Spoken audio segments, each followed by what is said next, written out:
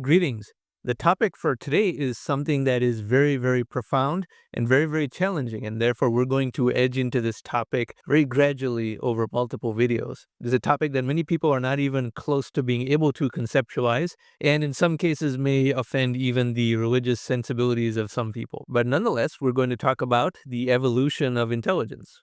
Now, the image that you're seeing here is an X-ray of a human skull and an X-ray of a chimpanzee skull, and the image of the brains of each is superimposed on that. And as you can see, the two are very different.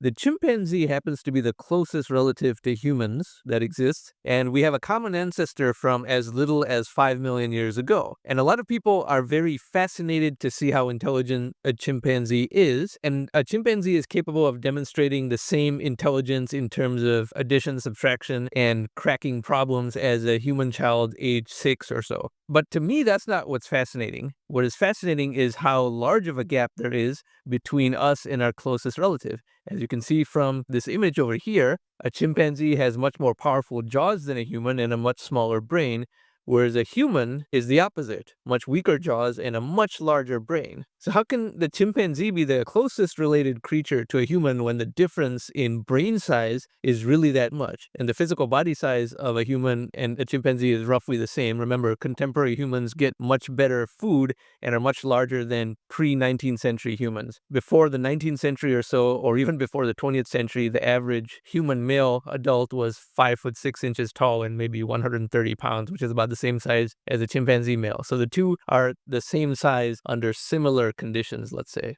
So why is there such a big difference in brain sizes, and what are the costs of this large brain size? For that, we briefly go to the very beginning of evolution to give some idea of the accelerating rate of evolution, particularly of intelligence. This image is a timeline of evolutionary periods, or geologic periods as they call it.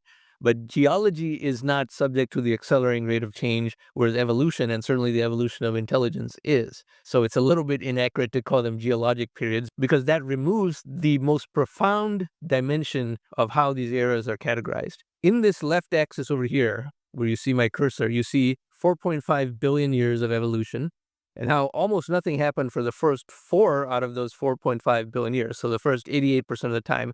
And only at the start of the Paleozoic era was there an explosion of life that we call the Cambrian explosion.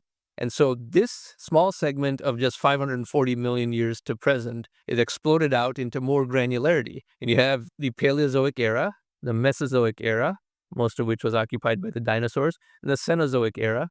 And within the Cenozoic era, which started 66 million years ago, you have the Tertiary period, which is effectively the pre-human period, and then the Quaternary period, which is a very, very thin sliver. Now we're talking about just a few million years from the present. And for that purpose, I now go to this next image. Now let me explain this chart because it's very, very profound. You have a common ancestor between humans and chimpanzees, which is called Sahelanthropus.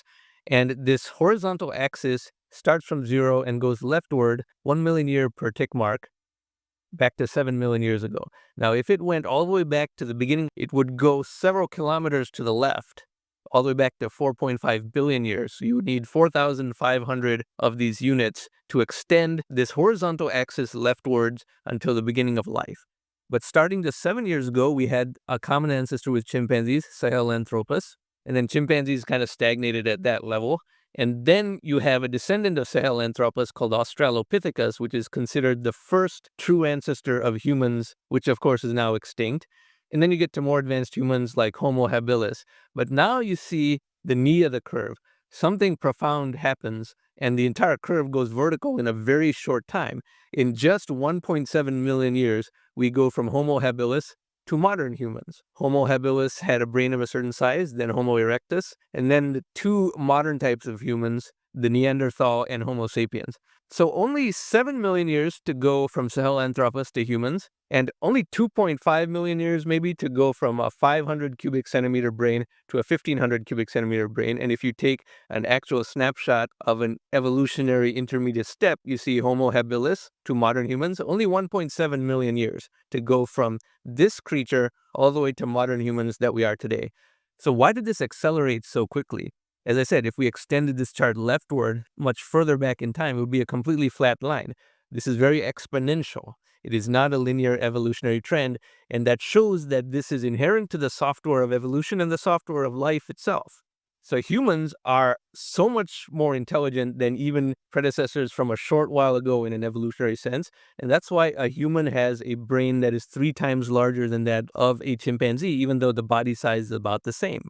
This is a singularity of sentience, let's say, that has already occurred.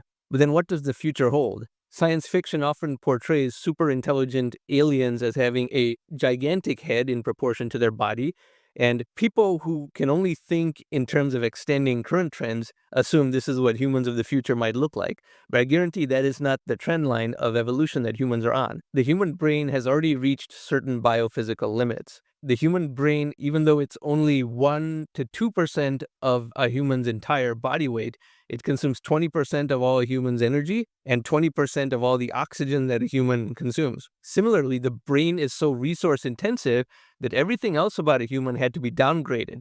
Humans don't have sharp claws, they don't have sharp teeth, they don't have powerful jaws, they don't have fur, they have relatively thin skin. A human being is a very fragile animal compared to other animals of similar size. A human with no weapons would lose a fight very badly against almost every other animal of similar size because all those other attributes had to be downgraded to divert resources away from them and towards the brain. The brain has become something where a disproportionate share of all the physiological resources of a human go, and no other animal has so much devoted to their brain. No other animal of similar size, at least. And furthermore, the human brain is so large that when a human infant is born, you have to have the 2 bones of the cranium fold over each other just so that the head can be compressed to be small enough to pass through the mother's pelvis in order for the human infant to be born. Other animals don't have that. So the brain is already reaching all sorts of biophysical limits, and it cannot become any larger in relation to a human body size. You won't have humans of the future with a head twice the size of the current head, whereas the body is smaller at all. That is just not possible in any way, shape, or form for all the reasons I mentioned. So how does the trend line of intelligence accelerate from here? Well, imagine I had a chart that was only a short amount of this time scale. So keep the vertical axis about the same, but shorten the horizontal axis to a much smaller scale over here.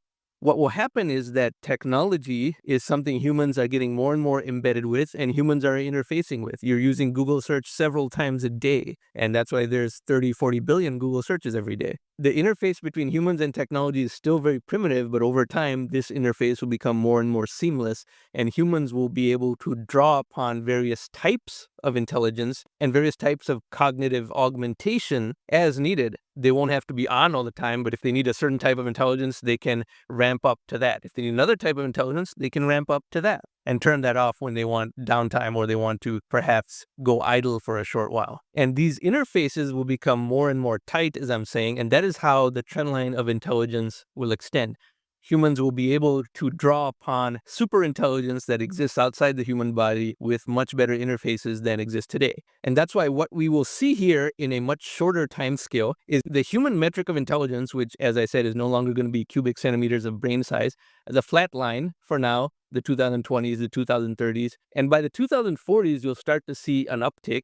And it'll get very, very steep by the 2050s and nearly vertical by the 2060s, resulting in a technological singularity, which of course I estimate to be by around 2062, give or take. So these interfaces of superintelligence with the human brain are what will make this intelligence trend line go higher and result in the metric of measurement no longer being the cubic centimeter volume of brain size.